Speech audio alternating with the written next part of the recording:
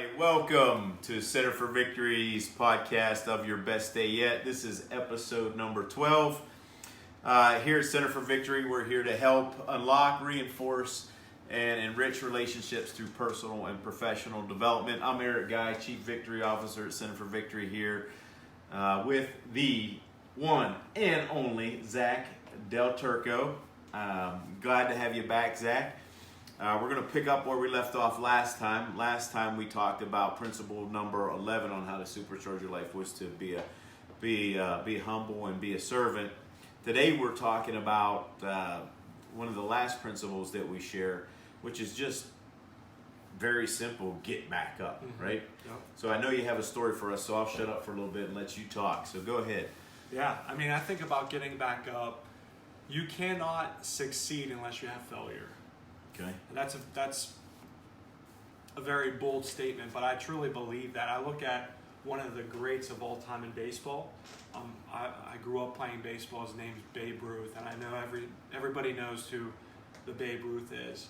And the funny thing is, Babe was known as the strikeout king, but later in his career, he was known as the home run king. Right. Like, no one came close to him when it came to having as many home runs consecutively in a season for 11 years. I think he had over 40 home runs for 11 years, and his greatest year, I think he had around 70 home runs in one season. Think about that.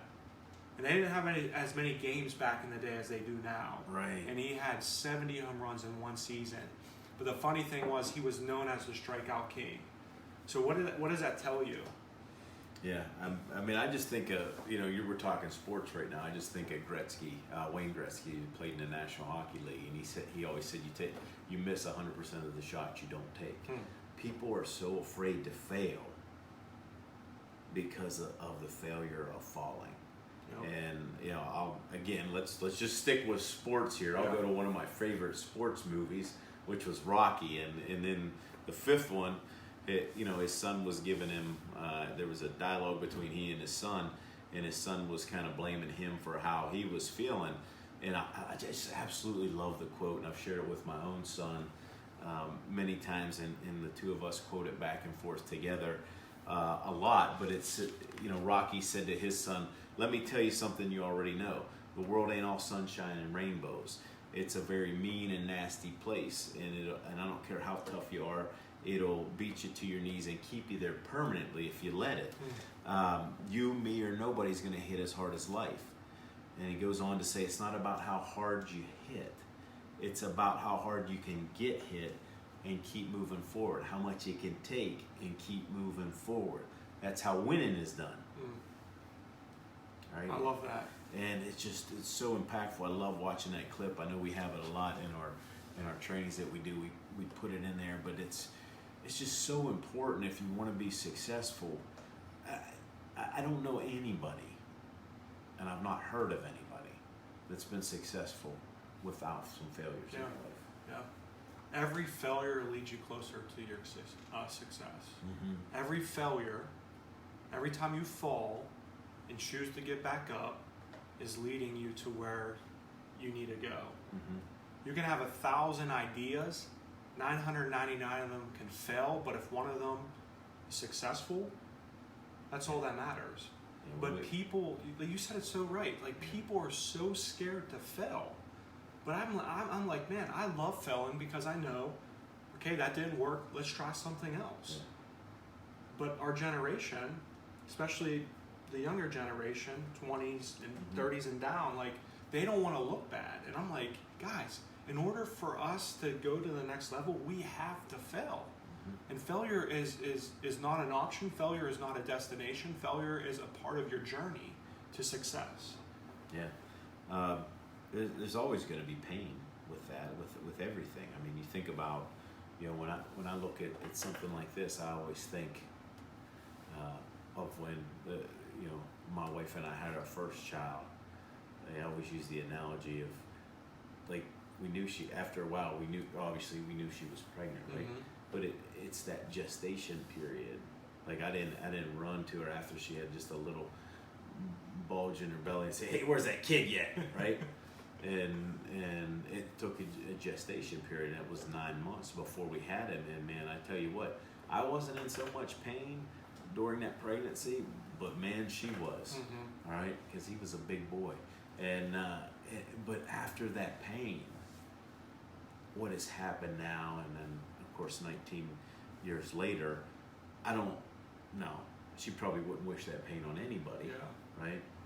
But that pain, she would do it again. Is my point. And you can't have that triumph without the pain. The pain is just temporary. You know what I always say to a lot of folks is, really let your pain be your purpose, or your mess be your message. We've all been through crap. You know, get over it. Get over yourself. I mean, just it's gonna happen. It's bound to happen. And I hate it. I hate even saying that, because I'm, you know, it's like, okay, what am I going to struggle with next? What pain are we going to go through next? But you know, I always remember, a quote from Les Brown, and I always screw it up. But I love this quote. But you know, he says, if you always fall, land on your back, because if you can land on your back, at least you can look up. At least you can see the stars, right? Because if you can look up, then you can get up. Right, and I always think about that. And you think about somebody even like him. I mean, there was a gentleman who inspired probably millions of people,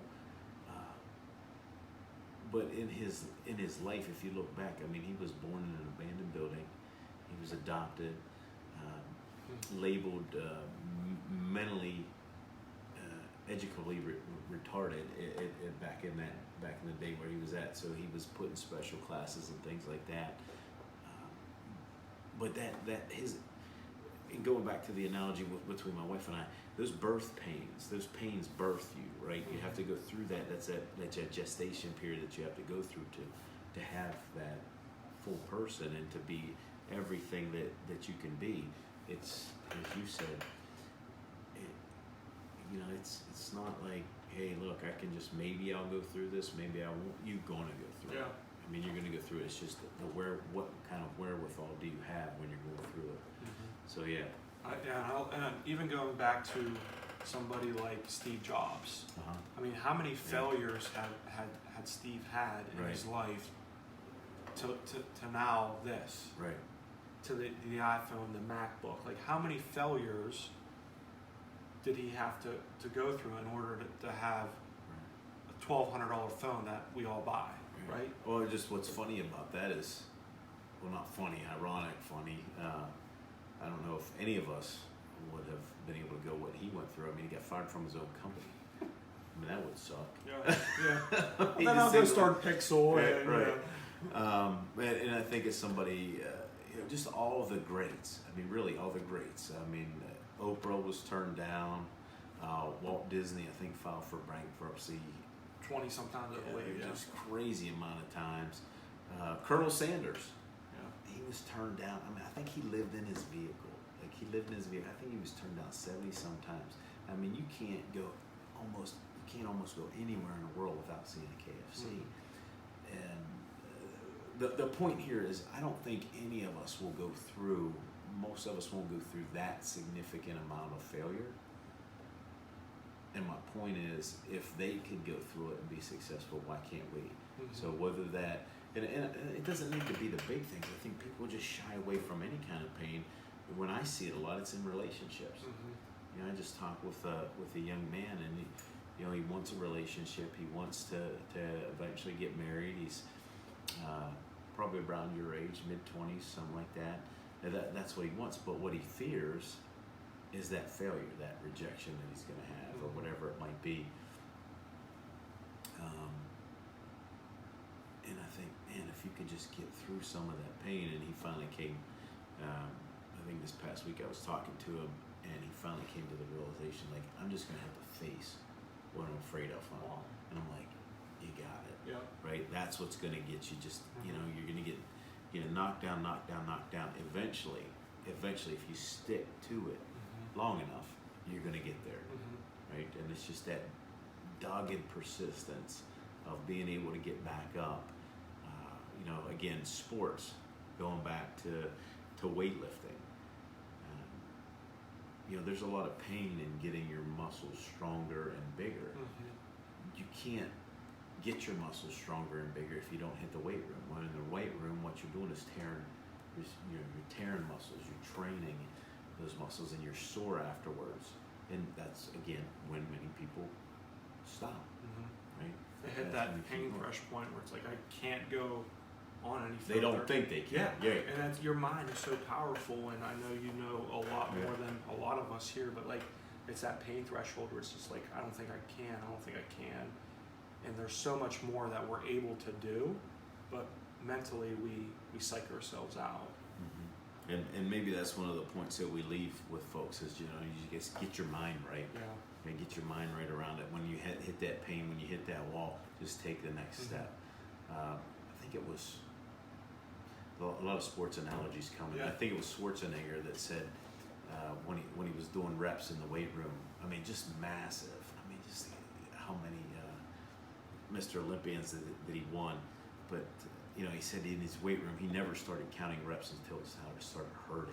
Like, so he would just burn through the reps, and he never. I think it was him, but just the point is, whoever it was, they didn't start counting until it started hurting, because that's when it counted. How many more can I do once the pain is there? And again, going back, that pain's temporary. Like, if he wouldn't have went through all that pain, he wouldn't have been that. When people telling him, like, because of how he talked, right? They're telling him he never act. Well, he's one of the most famous actors that's ever been. Then he's governor of Jamie. Yeah, I mean, Choppa. Yeah. Then he's governor of California. It's like, man, what can't you do? Like, but if he'd have just listened to everybody and stayed down, we would have known him, right? And again, we're getting off to big people, but even that we see all the time. But even in your home or in your company, what does it take? When you have maybe that conversation that you don't want to have with your spouse, or even with your kids, right? It doesn't mean it's the end of the world. Get back up. Sometimes we have to apologize when we have those communications, or sometimes we just have to say, hey, I haven't failed. This is another reason to get back together and communicate more and get to a better point. And that's how I look at failure. You're truly not failing if you're learning from that. And moving failure forward. Is not failure if you do not, unless you don't move forward. Right. That's failure. When you decide to stay on your back and say, woe is me, I can't believe this happened to me, I can't believe I failed again. No, get back up. A person may fall 6 times, but if you get back up, that's the definition of success. Is when you fall, how quick can you get back up? Ed Milet, he always talks about, when I hit the mat, and I hit it hard, that's the difference between a good and great leader. A good leader will sit there. A great leader will say, okay, I failed, let's move forward. Let's learn from it. Let's get back up right away. Right, absolutely. And I agree with that 100%. And that's kind of, and I'll just end with a quote here. It says, every champion was once a contender who refused to give up. So when you look back of it, if it's your life, if it's in your relationships, if it's with your kids, if it's in your work, if it's just in you individually, if you are that contender that refuses to give up, you're going to be a champion, you're going to be a victor. If you want to connect with us, check us out at centerforvictory.com or give us a call at 724-462-8383. And just remember, wherever you're at, whatever you're doing, make this day your best day yet. We'll see you soon. Thanks.